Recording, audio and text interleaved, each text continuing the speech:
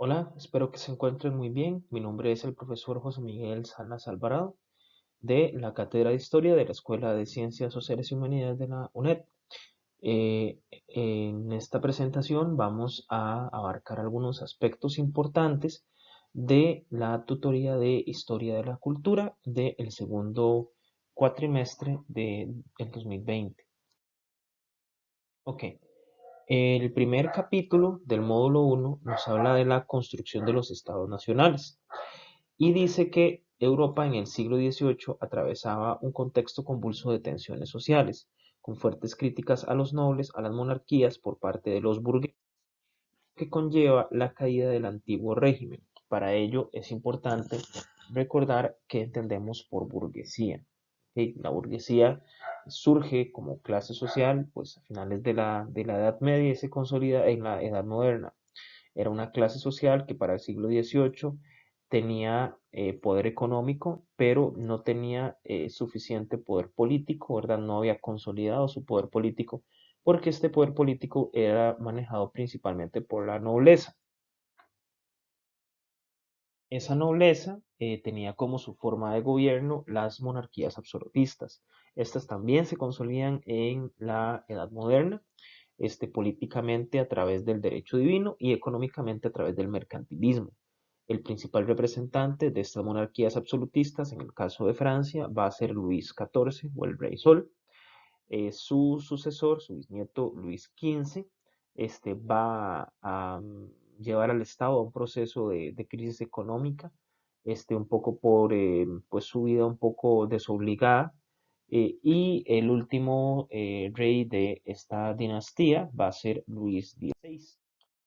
Luis XVI llegó siendo muy joven al gobierno, él mismo afirmaba que no sabía mucho acerca de cómo gobernar y le tocó enfrentar un proceso de muchísimas tensiones económicas y sociales, como les mencioné anteriormente. En el caso de Luis XVI, durante su gobierno, pues hubieron muchas problemáticas económicas. También hubo una escasez de trigo, lo que encareció mucho el precio del pan, lo que generó pues un proceso de descontento social muy importante. Las clases sociales en este periodo van a estar divididas en tres estamentos.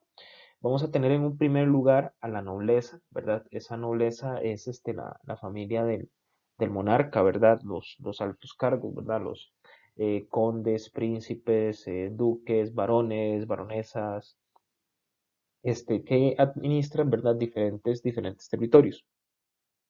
Es importante recalcar que en este caso el rey es rey por derecho divino, es decir, el, el grupo que refuerza esta idea de que el rey es legítimo, ¿verdad?, de gobernar, pues tiene que ver con un tema eclesiástico, ¿verdad? Por lo tanto, la clase que legitima el poder de la nobleza, pues es el clero.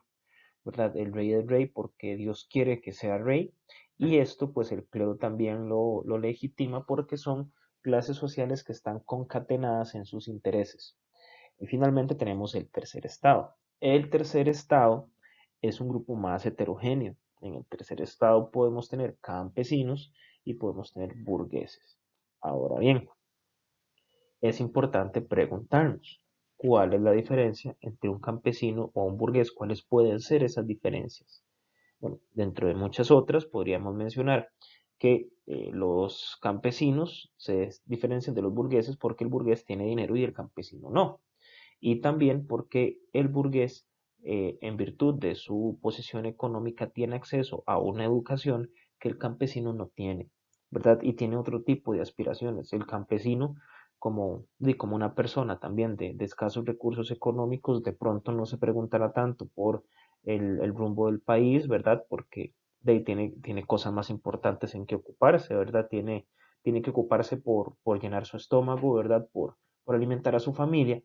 Y en el caso de la burguesía, ellos apelaban por unos derechos, sobre todo fundamentados en un movimiento intelectual que se dio en el siglo XVIII, conocido como la Ilustración. La ilustración explica la razón, ¿verdad? Utiliza la razón para la experiencia, perdón, para explicar el mundo. Esta ilustración va a tener un impacto sobre la monarquía y sobre la iglesia y vamos a encontrar sus características también en la página 11 del libro, ¿ok? Que lo podemos ver por acá. Acá, en la página 11 de la unidad didáctica modular del curso de Historia de la Cultura, podemos ver las características de la ilustración.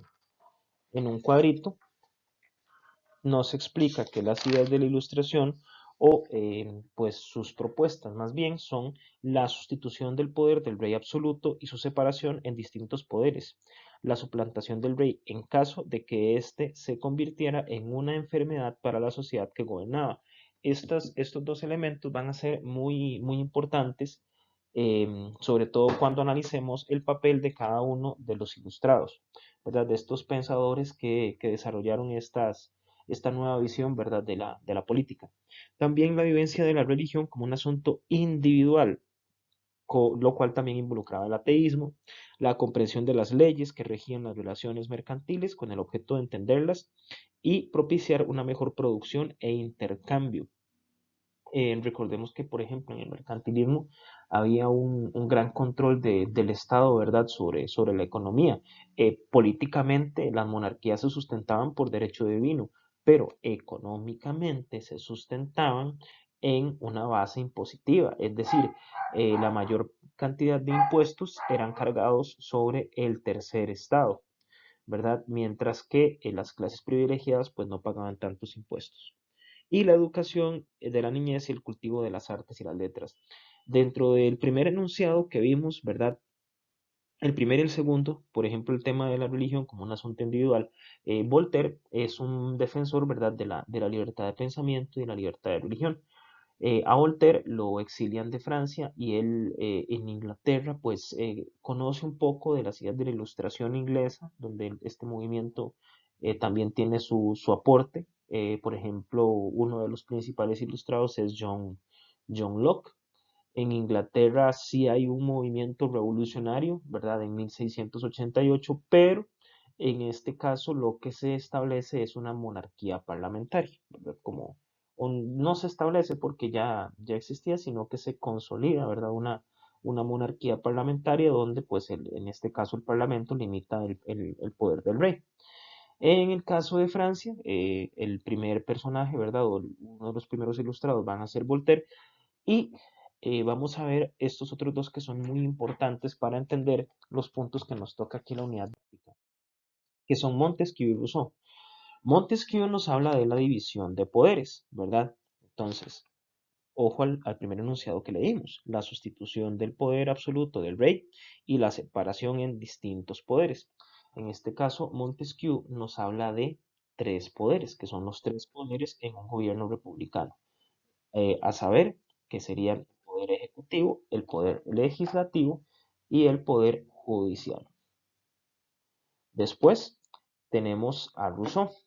Rousseau nos habla de un contrato social, esa es una de sus principales obras, ¿verdad? También está el origen de la desigualdad entre los hombres, por ejemplo.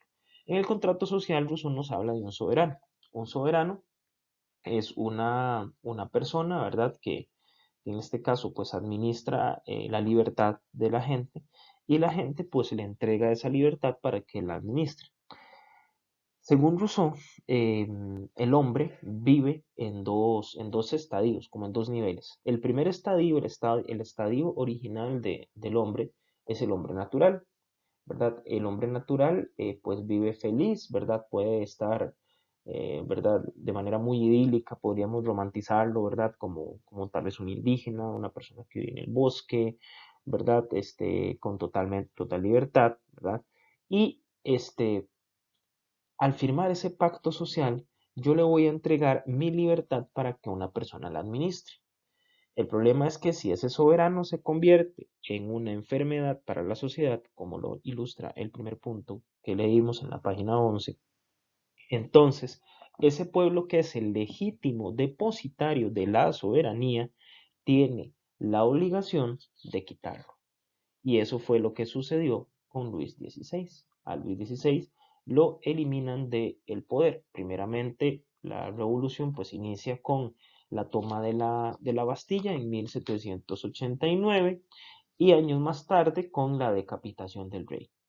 En esta revolución vamos a tener principalmente dos bandos, un bando más moderado llamado la llanura, la gente de la llanura, ellos lo que planteaban, la llanura también se les llamaban los girondinos, ellos lo que planteaban era establecer una monarquía parlamentaria principalmente, y del otro lado estarían los montañeses o los jacobinos, ¿verdad? Los jacobinos planteaban eliminar el poder del rey. Dentro de este bando de los jacobinos, pues resalta posteriormente la figura de Maximilien de Robespierre, quien lidera este grupo pues un poco más radical. En este periodo en que Robespierre lidera, pues se ejecuta al rey, se ejecuta también a la reina, ¿verdad? Se les decapita y se comienza a desarrollar un periodo llamado el reinado del terror, ¿verdad? Este reinado del terror termina con la decapitación de Robespierre. ¿Por qué es un reinado del terror? Porque cualquiera que no estuviera de acuerdo con las ideas de ellos, pues era decapitado o se le acusaba de que atentaba en contra de los ideales de la revolución. Eso en términos negativos. En términos positivos, la Revolución Francesa planteó el fin de la monarquía absolutista, también la Declaración de los Derechos del Ciudadano, del Hombre y del Ciudadano, perdón, y la abolición del feudalismo y la creación de una constitución. La constitución es ese pacto social. Es decir, nosotros, por ejemplo, en Costa Rica, el documento donde se establecen cuáles son nuestros derechos y cuáles son nuestros deberes, ¿verdad? Ese documento, ese pacto social que tenemos como ciudadanos costarricenses, pues es la constitución política, ¿verdad? Todo costarricense pues debería de conocerla. Si usted pues viola la ley y usted dice no sabía, ¿verdad? No puede llegar donde un juez y decir yo desconocía la ley porque no se puede alegar desconocimiento de la ley, porque ese es el pacto social que nosotros tenemos que tener conocimiento como ciudadanos. A raíz de la Revolución Francesa y sobre todo después del siglo XIX, en este siglo, vamos a tener la conformación de estados nacionales, ¿verdad? Lo que es el enarbolamiento, ¿verdad? De símbolos patrios, como lo vemos aquí en esta imagen que está a la derecha, ¿verdad? Esta imagen se llama La libertad guiando al pueblo de Eugène Delacroix y es una obra de 1830, ¿verdad? Aquí vemos a Francia representada por una mujer con su pecho desnudo, ¿verdad? Que podía significar alimento o protección.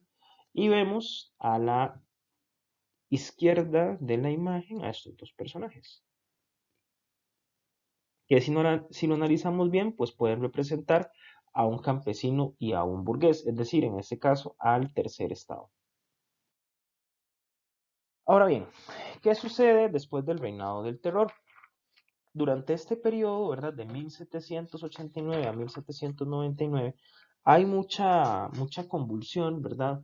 Mucha violencia y también hay intentos de invasión de parte de potencias, de otras potencias europeas, ¿verdad? Y eso era pues apenas esperable si tomamos en cuenta que pues en Francia se está ocurriendo algo muy grave, es decir, están deponiendo al monarca, están violentando lo que más adelante vamos a conocer como el antiguo régimen monárquico.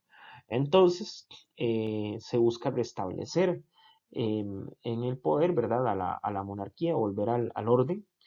Y en este contexto es que Napoleón llega como jefe del directorio político, que fue la entidad que gobernó después de la deposición, ¿verdad? De Robespierre. Y Napoleón intenta exportar la revolución al resto de Europa y se declara emperador de Francia en 1804. Esto provoca que indirectamente se promueva la independencia de América y que la Revolución Francesa dio un paso importante en el siglo XIX, como les comentaba antes, que es la formación de naciones, ¿ok? El imperio se establece o la monarquía por derecho divino, ¿verdad? Yo no tengo que convencer a nadie de que quiera pertenecer a esta monarquía, pertenece, punto, ¿verdad? Usted no es un ciudadano, usted es un vasallo, usted es un súbdito, pero conforme se comienzan a desarrollar gobiernos de tipo republicano, entonces la idea de la nación tiene que ser expandida hacia los ciudadanos, ¿verdad? Porque son quienes son, de acuerdo con lo que planteaba Rousseau, los depositarios de la soberanía. y esto pues vamos a ver que se expande mucho en el siglo XIX y sobre todo el tema del nacionalismo pues va a tener efectos catastróficos en el siglo XX. Napoleón pues se extiende por todo lo que ustedes ven ahí con tonalidades verdes, ¿verdad? Todo ese territorio, por ejemplo, este color verde, este color verde que está por acá, pero voy a utilizar algo que tenga un poquito más de contraste. Esto era Francia, ¿verdad? Todo lo que ustedes ven en tonos punteados, por ejemplo, esta zona que está por acá, esta zona de por aquí, vamos a ver, esta zona que está aquí, que estoy rellenando aquí con el círculo, fueron territorios conquistados por la convención, es decir, anteriormente. Y pues más adelante, en el caso de las luchas napoleónicas, pues se conquistó los territorios que están de una tonalidad un poco más clara, ¿verdad? Como la Confederación de Rin, como el Ducado de Varsovia y el que más nos interesa, España. ¿Por qué? Porque a partir del control napoleónico de España es que indirectamente, como mencionaba la diapositiva anterior, se promueve los procesos de independencia en América Latina. ¿Por qué sucede esto? Vamos a ver. Ok, primero que nada, Napoleón no logró consolidar su poder. Napoleón comete el error de invadir Rusia, el imperio ruso, y pues muchos de sus soldados pues murieron de disentería o se murieron de frío, ¿verdad? Con grenas y demás. Y finalmente es derrotado en 1815 en la batalla de Waterloo. Después de esta batalla, las principales potencias europeas pues intentan volver a una restauración del antiguo régimen monárquico, pero las ideas de la Ilustración ya habían sido difundidas por diferentes regiones, tanto en Europa como en América. Y pues esta idea de pues establecer un poder ciudadano era muy interesante, sobre todo para la burguesía ilustrada, que pues en el antiguo régimen monárquico pues no tenía tanto poder como la nobleza. En el caso de América, muchas de estas personas que pues abrevan de estas ideas de la ilustración, pues van a ser también personas, por ejemplo, criollos, ¿verdad? Que el criollo era, ahorita lo vamos a ver en el caso de España, una persona que tenía pues ascendencia hispánica, ascendencia europea, pero que al nacer en América pues carecía de muchísimos derechos o más bien privilegios que contaban los que sí nacían en Europa. Ok, Napoleón toma España en 1808. Ok, de 1808 a 1814 no hay rey en España, ¿verdad? Este señor, Fernando VII, fue el último monarca de España. Este hombre que está por aquí. ¿Ok? Fernando VII es depuesto y a partir de su deposición es que comienzan a formularse los movimientos juntistas. ¿Ok? Esto con la siguiente diapositiva lo vamos a explicar.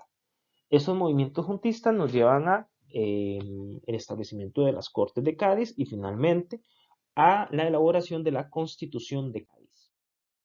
Ok, veamos esto. Aquí tenemos la organización política del Imperio Español en América, ¿verdad? Tanto en América como en la misma península ibérica vamos a tener, aparte del rey, otros órganos administrativos. Pero toda la estructura organizativa del imperio recae en la figura del rey, ¿verdad? Porque el rey es rey por gracia de Dios, de acuerdo con lo que decía el derecho divino. Bueno, pues resulta que cuando Napoleón viene, esto se va. No hay rey. Entonces, ¿qué hacemos? Esa fue la pregunta que se hicieron muchos y que nos llevó a esos movimientos juntistas. Si no tenemos rey, entonces, tanto en España como en los territorios de América, nos surge la pregunta, bueno, ¿y ahora qué vamos a hacer? Entonces, los territorios que pertenecían al Imperio Español van a mandar representantes a lo que más adelante se conoció como las Cortes de Cádiz. ¿Ok?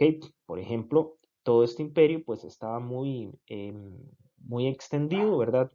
Estaba compuesto por cuatro virreinatos, ¿verdad? En el caso del virreinato de Nueva España, este virreinato va a estar compuesto o va a estar formado por el sur de los Estados Unidos hasta Costa Rica, ¿verdad? Más o menos México a Costa Rica, que tenía entre otras capitanías generales como en Cuba, en Yucatán y en Guatemala.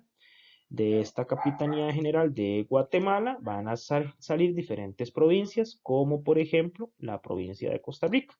De hecho, de Costa Rica se manda a un representante a las Cortes de Cádiz, que es el sacerdote nicaragüense Florencio de El Castillo. Por ejemplo, en este mapa tenemos la estructura del poder español en América, ¿verdad? Aunado a lo que habíamos mencionado anteriormente.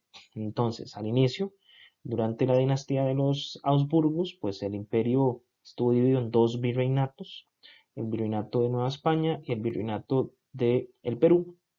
Pero con la llegada de los reyes Borbones, vamos a tener el virreinato de Nueva España, ¿verdad? Este virreinato va a abarcar desde esto que pertenecía a México hasta Costa Rica, que en ese caso Costa Rica se extendía hasta Bocas del Toro, y que va a tener tres capitanías generales, ¿verdad? Entre otras, la Capitanía General de Cuba, la de Yucatán y la de Guatemala.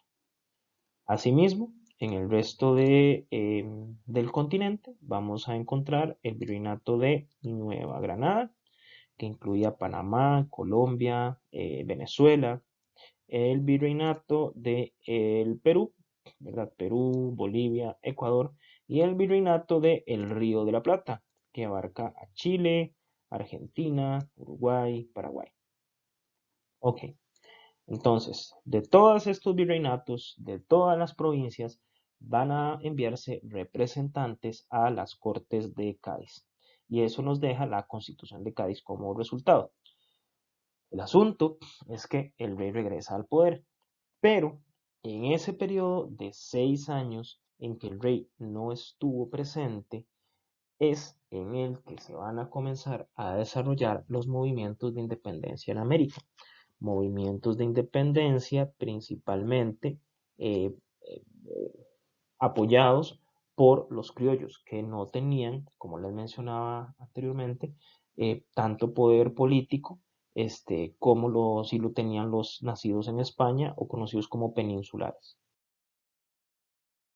En un primer momento tenemos el caso de Sudamérica, ¿verdad? En Sudamérica, José de San Martín sale de la provincia de Buenos Aires, acá, ¿verdad? De la ciudad de Buenos Aires hasta Mendoza.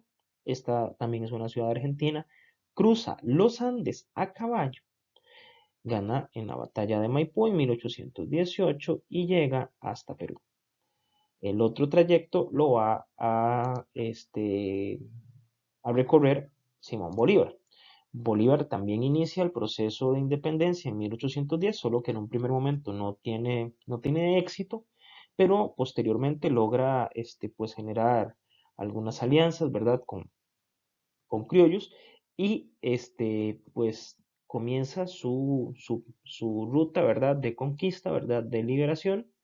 Por ejemplo, en la batalla de Boyacá en 1819, en la batalla de Pichincha en 1822, hasta que llega también a Perú. Aquí él se encuentra con San Martín en 1822, pero San Martín no continúa con el proceso, ¿verdad? Él se queda hasta ahí. Bolívar tenía la idea de hacer una gran nación, ¿verdad? Algo conocido como la Gran Colombia. Pero al final eso no resultó y cada nación pues siguió con su proyecto por aparte, o mejor dicho, cada estado. El concepto de nación va a surgir después. El asunto es que ya finalmente con la batalla de Ayacucho de 1824, vamos a tener finalmente la liberación de Sudamérica, al menos en el caso de lo que concernía al Imperio Español. ¿verdad? Porque Brasil, ya era pues un tema de Portugal y que se independiza hacia 1888. Luego tenemos el otro virreinato importante, ¿verdad? Aquí tenemos tres virreinatos, el Río de la Plata, el del Perú y el de Nueva Granada. En el norte teníamos el virreinato de Nueva España. En ese caso, el primer representante va a ser el cura Miguel Hidalgo, ¿verdad? Él se levanta con un grupo de indígenas y de mestizos y tienen como estandarte a la Virgen de Guadalupe, ¿verdad? A la Virgen Morena. Es un estandarte pues de nacionalidad mexicana, ¿verdad? Entonces y hasta ahora. Después tenemos a José María de Morelos y Pavón. Morelos también se levanta en 1811. Él tiene un proyecto un poco más ambicioso. Él plantea, por ejemplo, limitar un poco el poder de la iglesia, pero también es derrotado eh, por militares. Entre estos militares estaba Agustín de Iturbide. Iturbide asume el poder y establece el Plan de Iguala en 1821, que plantea que México es independiente, que la religión católica es la oficial y que tanto criollos como peninsulares, estas castas o clases sociales de las que le hablábamos antes, iban a estar unidos bajo un solo gobierno. ¿Ok? Entonces, volvamos a recordar el esquema, ¿verdad? En el esquema estaba el rey, luego estaba el virrey, en este caso el virrey de Nueva España, y después tenemos la lineecita que nos lleva a la Capitanía General, ¿verdad? Esa Capitanía General era la de Guatemala y de Guatemala seguían las provincias. Entonces, México le dice, bueno, ¿ustedes qué van a hacer? Ya nosotros que somos pues un poco más arriba en la jerarquía, planteamos la independencia, entonces decidan, ¿ok? Entonces Guatemala decide y firma el acta de independencia el 15 de septiembre de 1821. Ahora, hay un sector de Guatemala, como lo vemos en este mapa, que decide irse con México, ¿ok? Que perteneció a México y que sigue perteneciendo, ¿verdad? El mapa de Guatemala es más o menos así, esta partecita roja aproximadamente, ¿verdad? Este, que es Chiapas, pues no pertenece a la capitanía, ¿verdad? No, o no pertenece más bien al, al- al inicial estado de Guatemala. ¿Ok? Entonces, en este caso se firma el acta y esa acta es firmada por Costa Rica hasta el 29 de octubre. Ahora bien, con la firma del acta de independencia no es que no haya conflictos. Habían algunos territorios dentro de Costa Rica y en otros estados centroamericanos que no estaban muy seguros de la idea de ser naciones o estados más bien independientes. Por ejemplo, Cartago no estaba de acuerdo con esa idea, Heredia tampoco, lo que llevó a una serie de conflictos que se fueron desarrollando en los primeros años el estado, del estado independiente, ¿verdad? Entre San José y Cartago al inicio, ¿verdad? Y más adelante con la Guerra de la Liga entre San José contra Cartago, Heredia y Alajuela, ¿verdad? Por el tema de ser la capital del estado. Conflictos como este también se presentaron entre las ciudades de León y Granada en Nicaragua. ¿Ok? Entonces ahí tenemos la formación, o al menos la formación inicial de los estados en Centroamérica, ¿verdad? El estado son, en principio, cuatro cosas: un territorio, con una población, con unas leyes y un gobierno. Una nación implica, por lo menos, un sentido de pertenencia de esa población sobre ese territorio. Al inicio, en el caso de Costa Rica, eso no existía, por lo menos en lo que se refiere al proyecto político, porque Cartago quería pertenecer al Imperio Mexicano y San José no, ¿verdad? No se jalaba parejo hacia un mismo objetivo. Por ejemplo, en el caso de Costa Rica, el proceso de formación de identidades nacionales hay que buscarlo en la segunda mitad del siglo XIX, ¿verdad? Primero con la formación de la República, ¿verdad? En 1848, la bandera, el escudo, y más adelante, sobre todo durante el periodo liberal, ¿verdad? De Costa Rica, de 1870 en adelante, con que son la letra del himno nacional, la reforma educativa, la enseñanza de la historia, de la educación cívica, ¿verdad? De otros, donde se rememoran, pues, héroes nacionales, ¿verdad? Todo esto es un proceso un poco más tardío. en el caso de Costa Rica en lo particular. Ahora bien, ese nacionalismo, que en Costa Rica pues se puede ver a un nivel un poco más micro, también nos va a llevar a consecuencias a nivel macro, por ejemplo en Europa. Si ustedes analizan este mapa, hay algunos países que no salen y ese mapa es de inicios del siglo XIX. Entonces, en ese mapa tenemos territorios como Francia, ¿verdad? Aquí está Francia, no con la forma que tiene actualmente. Por ejemplo, aquí hay dos países que se independizan de Francia, que son Países Bajos, Holanda y Bélgica. Acá tenemos España, ¿verdad? España, pues desde Isabel de Castilla y Fernando de Aragón, cuando expulsaron a los moros, a los musulmanes, y que sometieron al reino de Navarra, pues no ha cambiado demasiado. Propiamente lo que se refiere a ¿verdad? España como tal, ¿verdad? No los territorios de ultramar. Aquí hay dos países que pues son bastante llamativos que no están. Por ejemplo, acá debería de haber un país y aquí otro, ¿verdad? Este país en forma de bota, a donde dice Nápoles, este país es Italia y este país o ese territorio correspondería más adelante a lo que es Alemania. Alemania e Italia se unifican en 1871. En el caso de Alemania, se unifica después de la guerra franco-prusiana, es decir, hubo una guerra entre Francia y Prusia, que como lo vemos es la región más extensa, ¿verdad? De lo que eventualmente va a formar parte del imperio alemán. Este mapa a inicios del siglo XX va a cambiar.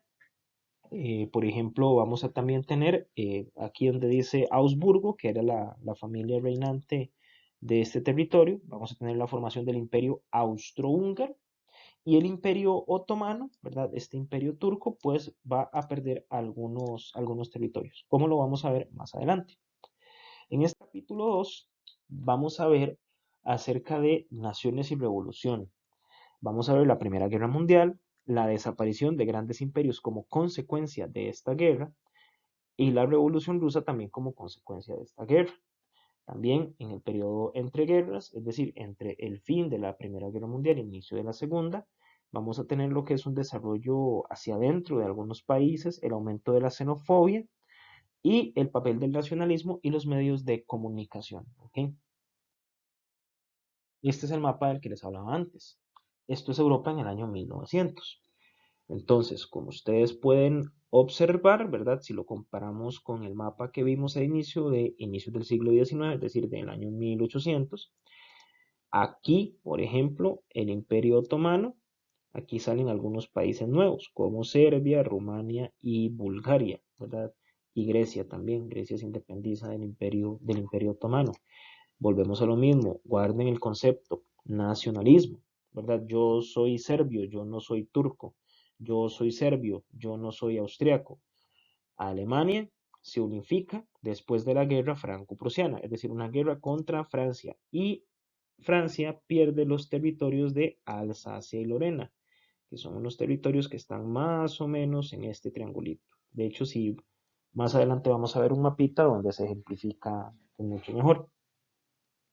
Esta guerra franco-prusiana fue fundamental para los hechos que van a suceder en la Primera Guerra Mundial o que sucedieron en la Primera Guerra Mundial. Para Francia fue muy humillante firmar el Tratado de Paz donde el imperio, el Segundo Reich, ¿verdad? O el Segundo Imperio Alemán, ¿verdad? Liderado por Otto von Bismarck, se desarrolló. Estas tensiones territoriales y también tensiones económicas, de las cuales vamos a hablar en la tercera tutoría, ¿verdad? Que se hablan también en el módulo 2, por si quieren darle una repasada de una vez, nos van a llevar a la conformación de un sistema de alianzas.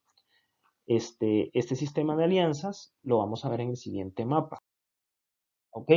Entonces aquí tenemos las alianzas. Tenemos a la Triple Entente, conformado por el Reino Unido, Francia, aquí, Francia y Rusia, o el Imperio Ruso, acá, contra los países del centro, al inicio del conflicto, que serían, en este caso, el Imperio Alemán, el Imperio Austrohúngaro e Italia. ¿Okay? La guerra inicia propiamente por el asesinato del heredero de la corona del Imperio Austrohúngaro por un fanático serbio en Kosovo. En ese momento, el Imperio Austrohúngaro intenta atacar a Serbia y Rusia dice, espérese, con él no se meta.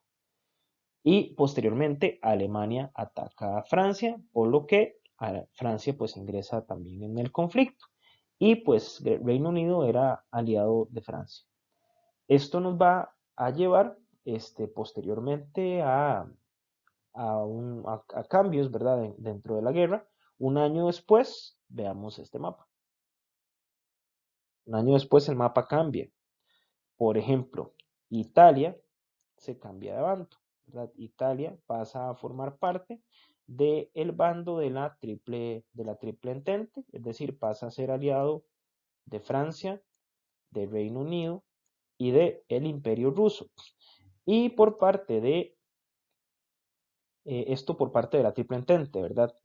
Y por parte de la triple alianza, pues el Imperio Alemán, junto con el Imperio Austrohúngaro, llega y entra en la alianza también el Imperio Otomano. Ahora, hay un actor clave que nosotros no estamos mencionando acá, que se involucra hacia el final de la guerra. Hacia el final de la guerra, el Imperio Ruso tiene que salir. Eso es también un antecedente importante para un tema que vamos a ver dentro de un ratito, que es la Revolución Rusa. El Imperio Ruso era el más atrasado de los imperios que pelearon en esta guerra. Y el actor que no estamos mencionando y que ingresa tarde en esta guerra son los Estados Unidos. Ellos ingresan por el hundimiento de un barco inglés llamado el Lusitania a manos de los alemanes.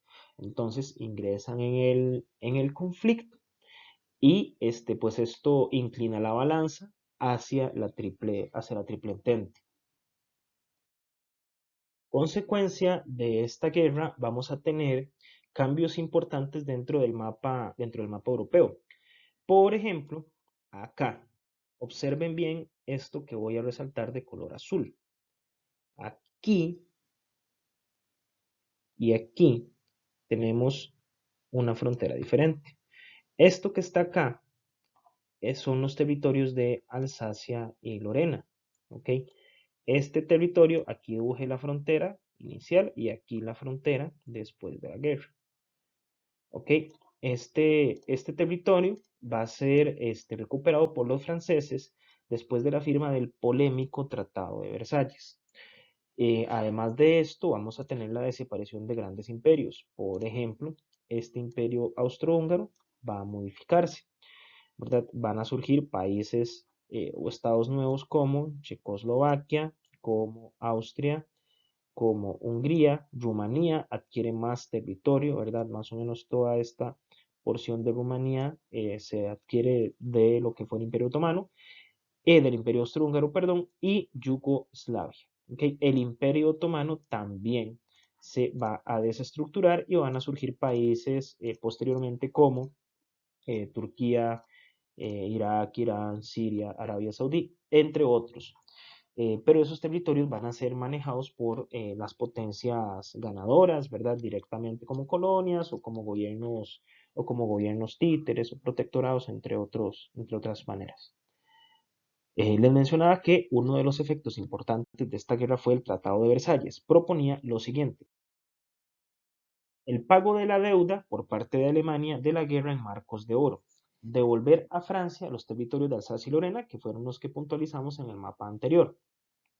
También entregar las colonias a los vencedores y la reducción del ejército a 100.000 efectivos. Entonces, igual, vean aquí la caricatura, igual si ustedes quieren lo pueden ver en la presentación que les paso en formato PDF. Aquí tenemos esta imagen, ¿verdad? Está Francia, representada como una mujer, como lo vimos antes, en 1871, firmando humillada, ¿verdad? El pacto el armisticio, ¿verdad? De la guerra franco-prusiana, y en 1919 Francia está empoderada, ¿verdad?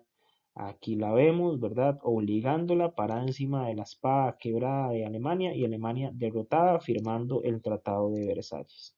Esto va a ser muy importante para el último tema que vamos a tratar, que es la Segunda Guerra Mundial. Ahora bien, uno de los países que salió pues mal parado de esta guerra fue Rusia. Rusia tiene que abandonar la guerra en 1917 y pues era un imperio muy atrasado, ¿verdad? Políticamente respecto a los demás reinos europeos y económica y socialmente también. Era gobernado por zares.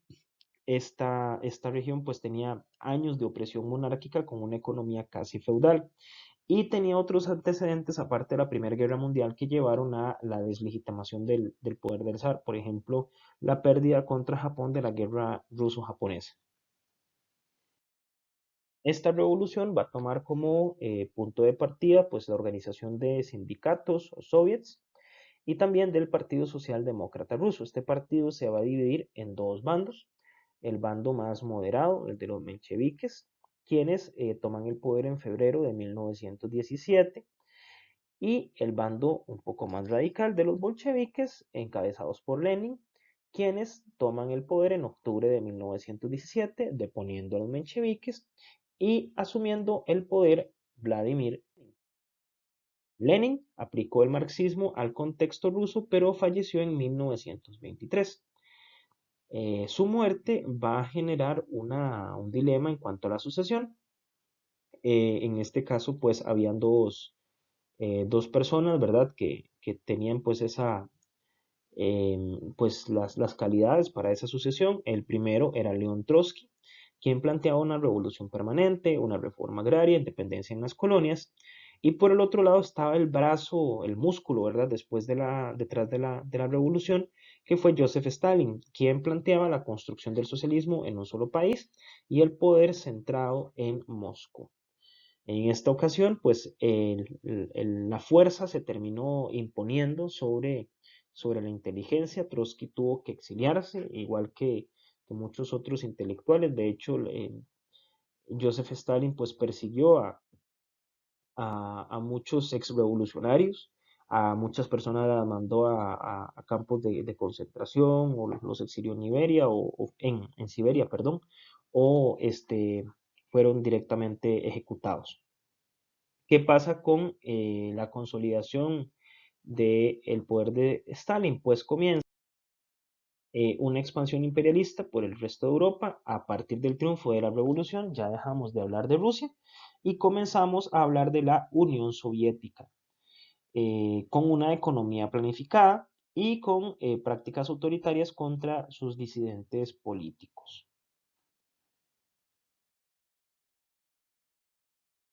Aquí tenemos el mapa de la Unión Soviética, ¿verdad? Un territorio pues inmensamente grande y administrado todo desde Moscú. Y vamos a otro país y otras consecuencias de la Primera Guerra Mundial, que es los Estados Unidos. En Estados Unidos, después de la guerra, Estados Unidos fue el gran ganador de la Primera Guerra Mundial. En esa guerra, Estados Unidos, después de este conflicto, se consolida como primer potencia mundial, ¿verdad? Como la principal potencia económica, se convierte en acreedor del mundo porque muchos países europeos pues adquieren deudas, ¿verdad? Y en ese momento los países europeos están de capa caída porque tienen que recuperarse de una guerra. Por consiguiente, pues llegaban muchos recursos económicos y esos recursos eran reinvertidos en industria. Esta, esta llegada de dinero pues fomentaba la expansión de la producción y el consumo, que pues buscaba, ¿verdad? Esta cuestión del American Way, ¿verdad? ¿Verdad? Una sociedad consumista, este, y que pues producía mucho, ¿verdad? Este crecimiento en la producción llevó también a un crecimiento en la especulación financiera. Por ejemplo, en el caso de la especulación, vamos a encontrar la compra y venta de acciones con ganancias fáciles. Una acción es un documento que usted compra y que tiene como respaldo pues el dinero de una empresa, ¿verdad? El valor de los activos de una empresa. El asunto es que habían personas que compraban acciones para revenderlas más caras, porque en ese periodo de bonanza pues había eh, mucha expectativa de mejoría, ¿verdad? De que estas acciones en la otra semana van a aumentar de precio. El problema fue que la sobreproducción saturó el mercado externo, lo que eventualmente llevó a que el valor de las acciones pues no fuera tan rentable, ¿verdad? Como pareciera.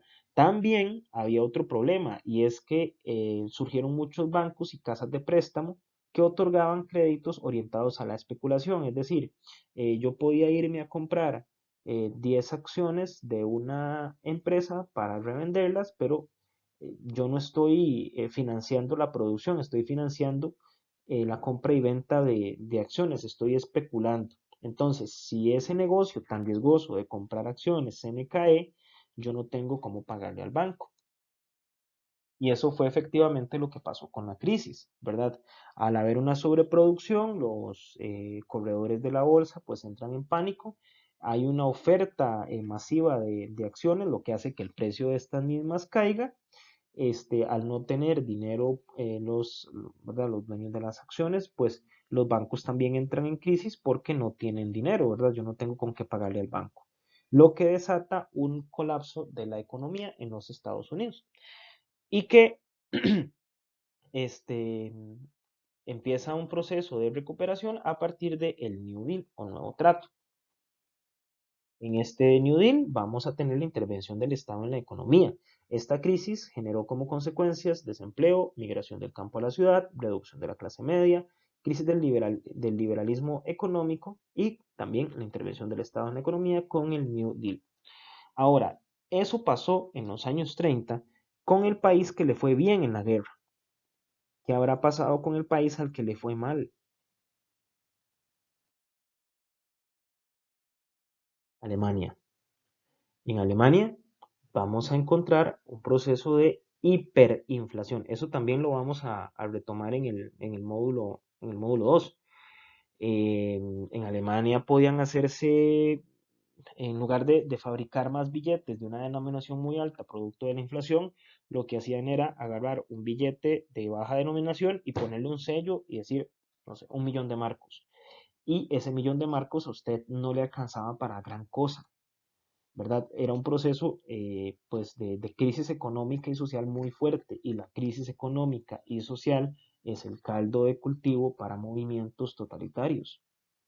¿Por qué? Porque puede venir una figura con verdad, con autoridad, con poder y decir, bueno, nosotros, pues la patria primero, ¿verdad? Esto es culpa de los extranjeros, esto es culpa de los diferentes y esto pues, fue justamente una de las características del nazismo y del fascismo y que eventualmente pues va a llevar a el desarrollo de la Segunda Guerra Mundial.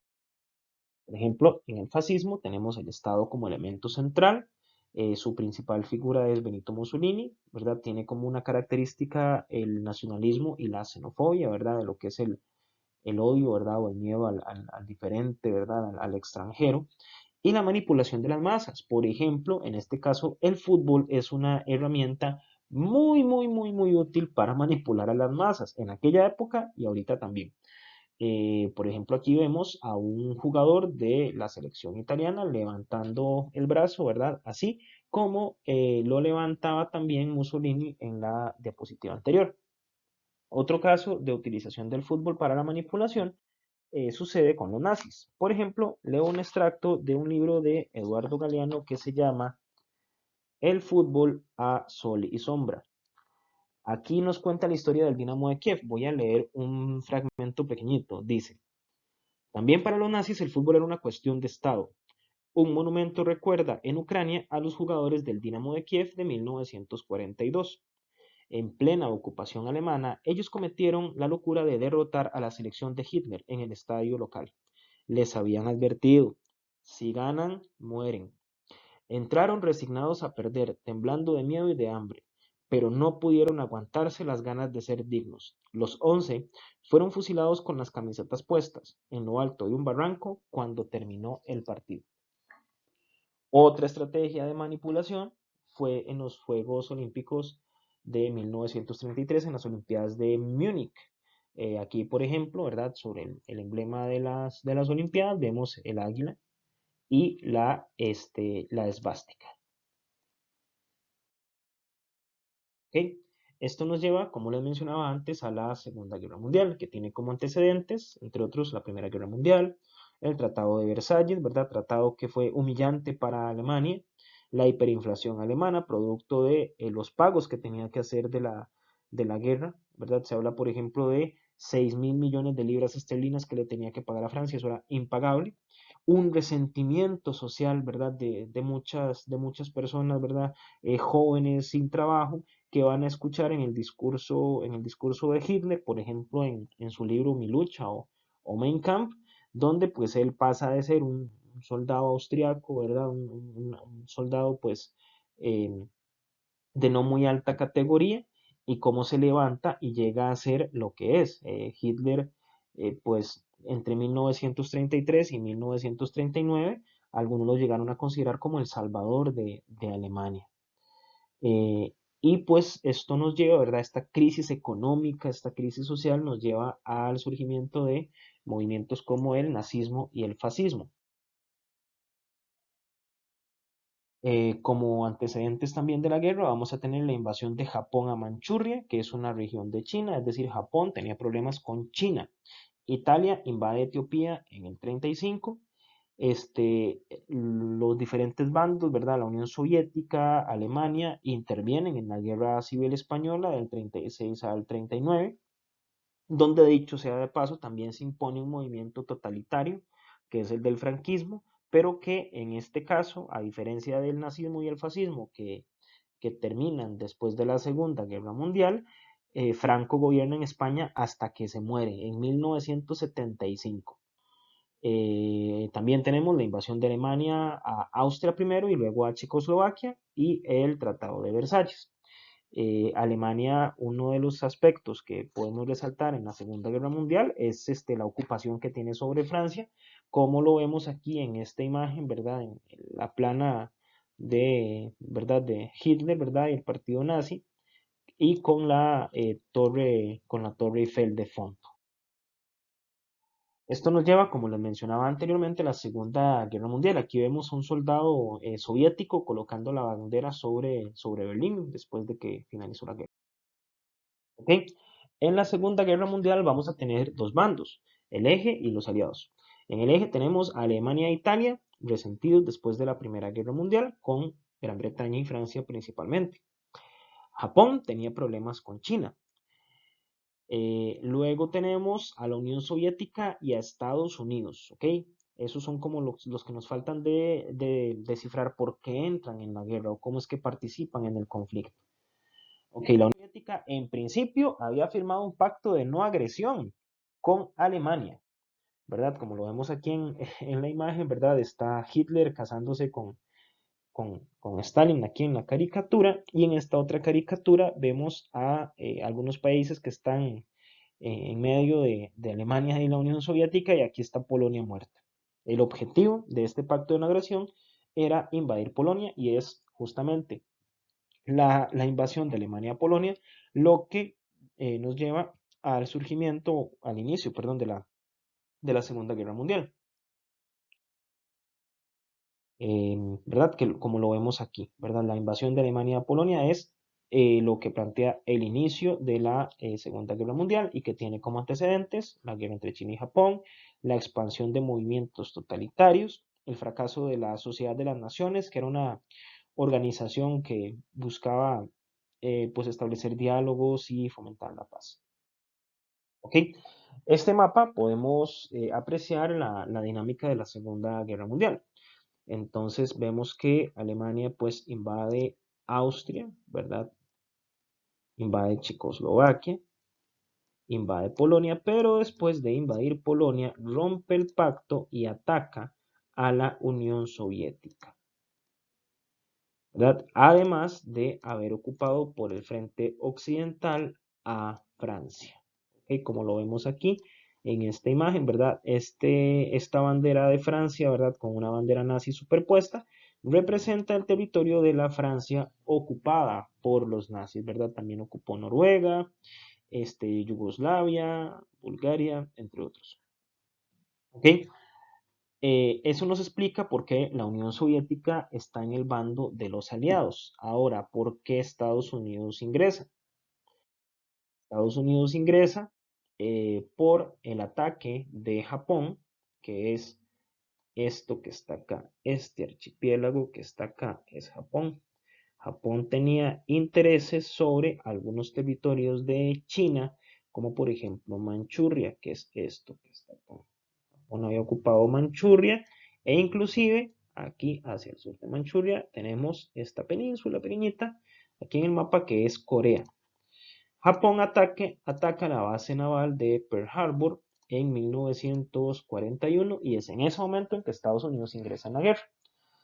En la guerra, pues vamos a tener primero la derrota de Italia y finalmente la derrota de Alemania. Alemania es pues asediada por dos frentes, ¿verdad? Desde el frente oriental venían los soviéticos, ¿verdad?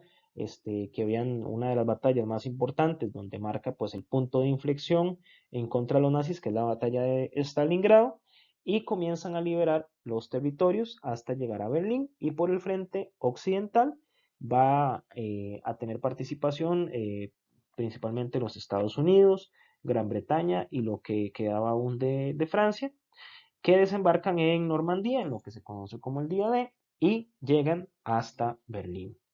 Eso finalizó la guerra en Europa, pero no en el Pacífico.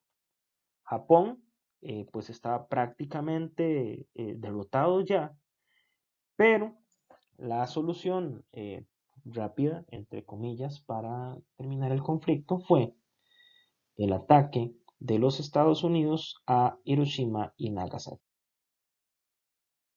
El ataque con las bombas atómicas, la caída de una bomba atómica, pues en esa época podía morir más o menos unas 100.000 personas, y esa orden fue dada por el presidente Harry S. Truman. Eso es una consecuencia muy importante de esta guerra. También otra consecuencia de la guerra va a ser la destrucción de muchas ciudades. Por ejemplo, en este caso tenemos Dresde a la izquierda y Colonia a la derecha. Entre esas muchas otras ciudades europeas fueron destruidas. También el Holocausto o la Shoah. En el caso de Alemania se establecieron métodos de exterminio masivo de seres humanos, no solamente judíos, también se asesinaban a comunistas, a homosexuales, a gitanos, cualquiera que no entrara dentro del modelo étnicamente puro de los nazis. Eh, Aquí les voy a traer también otro ejemplo de un librito que se llama El hombre en busca de sentido, de Viktor Frankl. Este hombre sobrevivió a los campos de concentración y da la particularidad pues que es un psicólogo, entonces pues iba como analizando un poco la situación desde esta perspectiva. Leo textualmente, dice: al atardecer nos explicaron el significado del juego del dedo. Se trataba de la primera selección, el primer veredicto sobre nuestra aniquilación o nuestra supervivencia. Para la gran mayoría de nuestra expedición, cerca del 90% significó la muerte, cuya sentencia se ejecutaría a las pocas horas.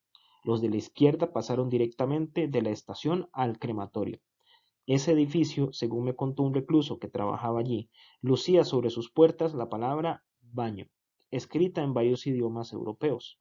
Al entrar, se le entregaba a cada prisionero una pastilla de jabón, y después, puntos suspensivos. Gracias a Dios no necesito contar lo que sucedía después. Muchos han escrito ya sobre tan terrible horror. Los pocos que nos habíamos salvado del numeroso grupo inicial conocimos la verdad aquella misma noche. Pregunté a los reclusos antiguos si sabían el posible paradero de mi amigo y colega. ¿Lo enviaron a la izquierda? Sí, contesté. Entonces ahí lo tienes, fue la respuesta. ¿Dónde? Su mano señaló una chimenea situada a unos cientos de metros sobre de nosotros. que escupía una llamarada de fuego al cielo gris de Polonia. Esa llamarada se disolvía en una siniestra nube de humo. Allí flota tu amigo, elevándose hacia el cielo, contestaron con brusquedad. Aún así, no alcancé a comprender del todo sus palabras. Tuvieron que revelarme y explicarme la verdad en toda su crudeza.